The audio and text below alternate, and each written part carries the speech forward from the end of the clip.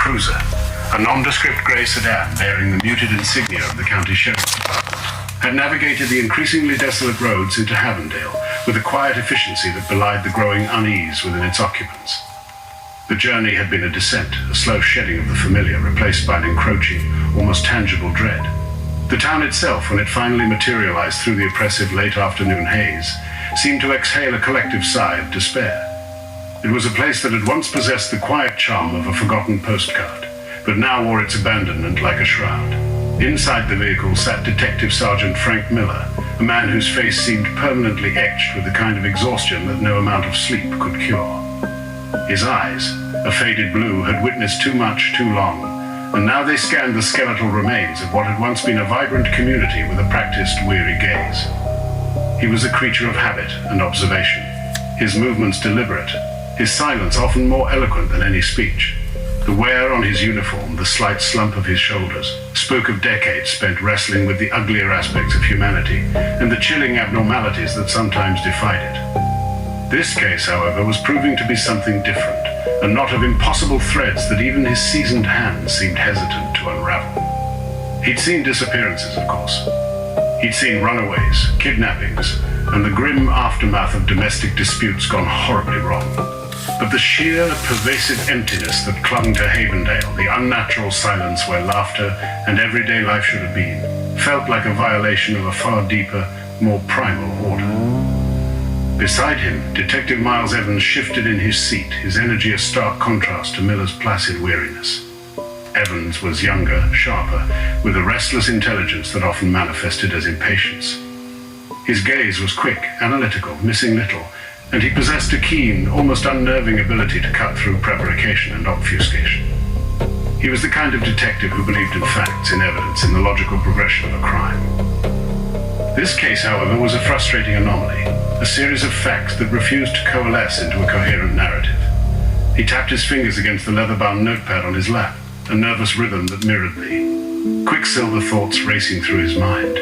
Havendale was presenting itself as a puzzle box with no visible seams, a mystery that seemed to actively resist his attempts to pry it open. The hushed tones of the few townsfolk they'd encountered on their drive-in, the furtive glances that followed their cruiser, spoke not just of fear, but of something more profound, a deep-seated reluctance to engage, to reveal, as if the very act of acknowledging their plight would somehow solidify it.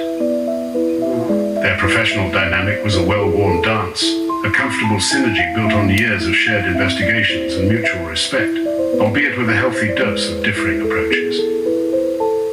Miller was the anchor, the steady hand that kept them grounded in reality, while Evans was the sharp blade, eager to carve into the unknown. Anything, Miles. Miller's voice was a low rumble, barely disturbing the oppressive quiet. Evans sighed, the sound tinged with frustration. Just more of the same, Frank. Empty streets, boarded up windows. It's like the whole town decided to pack up and leave overnight, except they didn't. They just vanished, and the ones left behind are too scared to talk, or maybe they can't. He gestured vaguely towards the encroaching twilight, a sickly orange hue bleeding into the bruised purple of the sky. Full of the palpable fear out there, Frank. You can practically taste it. It's not just the usual post-crime jitters. This is something deeper, something primal. Miller nodded, his eyes fixed on the road ahead, on the spectral outline of the town's main street unfolding before them. Fear has a smell, Miles, and this town reeks of it. But it's also got that other thing, that silence. A silence that's too loud. He'd felt it from the moment they'd crossed the county line, a heavy blanket that smothered sound that seemed to suck the very life out of the air. It was the kind of silence that preceded a scream, the pregnant pause before something truly terrible occurred. And in Havendale, that pause seemed to have stretched into an eternity. Their arrival was in itself an event, a disruption to the carefully constructed apathy that had descended upon the town. The cruiser's headlights, cutting through the deepening gloom, cast long accusatory shadows that danced and writhed like specters. The few residents who dared to be out, a solitary figure hurrying home with groceries clutched to their chest, a teenager loitering near a darkened storefront. Their face illuminated by the glow of a smartphone, would instinctively avert their gaze as the car passed, their movements quickening, their backs straightening with a nervous tension that was impossible to ignore. It was as if the mere presence of authority, of an outside force attempting to impose order, was an unwelcome intrusion into their carefully guarded despair. They're not just scared, Frank, Evans continued, his voice a low murmur, almost to himself. They're complicit, or at least they're acting like it. It's like they've accepted it, as if it's just another part of life in Havendale now. He thought of the curt, evasive answers they'd received from the few bewildered individuals they'd managed to question at the precinct earlier that day. The forced smiles that didn't reach their eyes, the hurried excuses to disengage. It was a collective shrug, a silent plea to be left alone with their fear. Miller steered the cruiser down a side street, the tires crunching softly on loose gravel. The houses here were dark, their windows like vacant eyes staring out into the encroaching night. A child's bicycle lay overturned on a manicured lawn, a splash of forgotten color against the muted landscape. A swing set, its chains rust-colored and still, stood sentinel in a backyard that should have echoed with childish shrieks of laughter. Each detail was a tiny, poignant testament to the lives that had been abruptly interrupted, to the sudden, terrifying void that had opened up in the heart of this community. When a whole town goes quiet, Miles, Miller said, his voice laced with a quiet authority, it's not just about the fear of what's happening. It's also about the fear of what might happen if you speak out, if you draw attention to yourself. Sometimes the silence is the safest place to be. He understood the instinct, the primal urge to retreat, to become invisible when faced with an overwhelming, inexplicable threat. Detective, his purpose was to break that silence, to shatter the illusion of safety that fear offered, and to uncover the truth, no matter how unsettling. Their destination was the small, unassuming building that served as Havendale Sheriff's Department. It was a place that, in brighter times, had been a symbol of community protection. Now it seemed to be a lonely outpost, a besieged fortress clinging to the fringes of a town succumbing to an unseen enemy. The few remaining deputies, their faces gaunt and their eyes hollowed, moved with a defeated air, their usual briskness replaced by a weary resignation. They were the remnants, the ones who had stayed behind, perhaps out of duty, perhaps out of a stubborn refusal to abandon their posts, or because they too had nowhere else to go. The cruiser, the engine's quiet hum seemed to resonate in the unnerving stillness. The air was thick with the scent of damp earth and something else, something metallic and faintly acrid, a smell that was becoming increasingly familiar to them both. It was the smell of absence, of a void that had actively displaced, something vital. This is it then, Evans said, his voice tight with a mixture of apprehension and resolve. The official start of it all, bringing in the cavalry, so to speak. Miller exhaled slowly, the sound a weary sigh. Cavalry's a strong word, Miles. We're just two more people trying to make sense of something that doesn't, but we'll do our job. We'll ask the questions, and we'll try to listen even when they're not talking.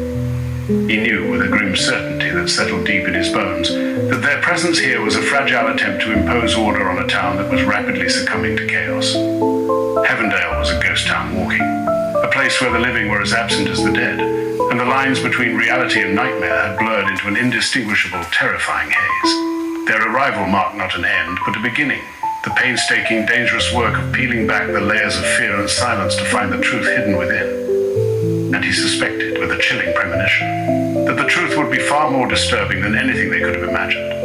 The cruiser's arrival, despite its quiet approach, was a ripple in the stagnant pool of Havendale's apprehension.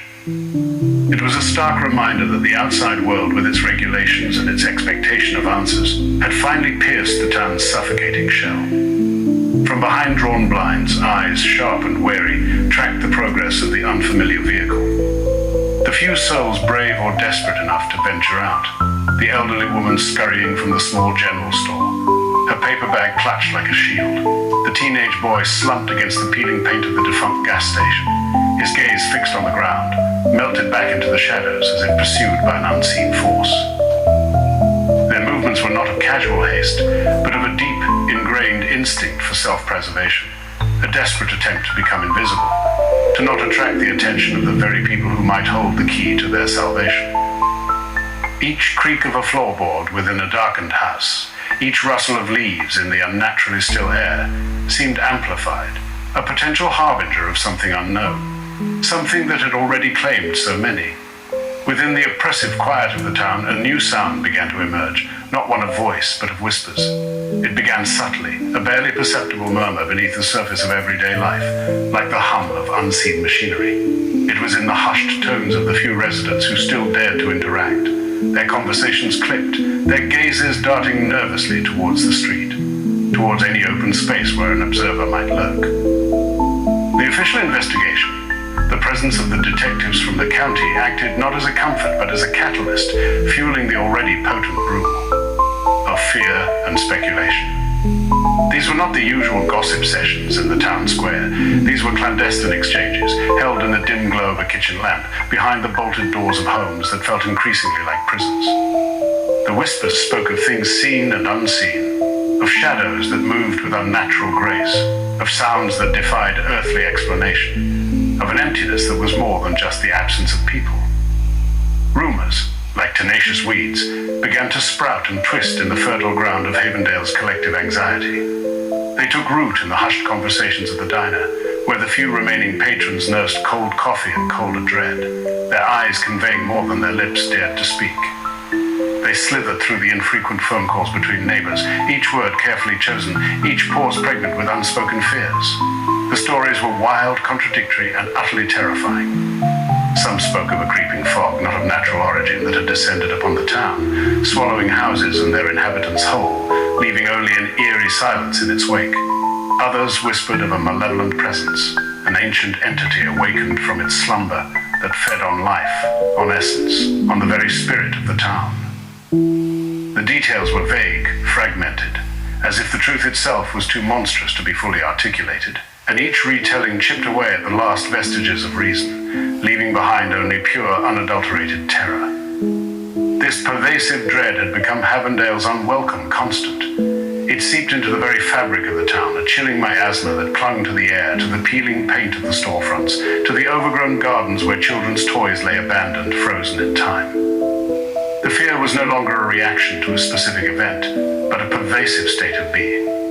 It was in the way the wind seemed to sigh through the empty windows, in the way the shadows stretched and contorted as the sun dipped below the horizon, in the way every distant sound, a slamming door, a barking dog, the mournful cry of a lone crow, sent a jolt of adrenaline through the already frayed nerves of the remaining inhabitants.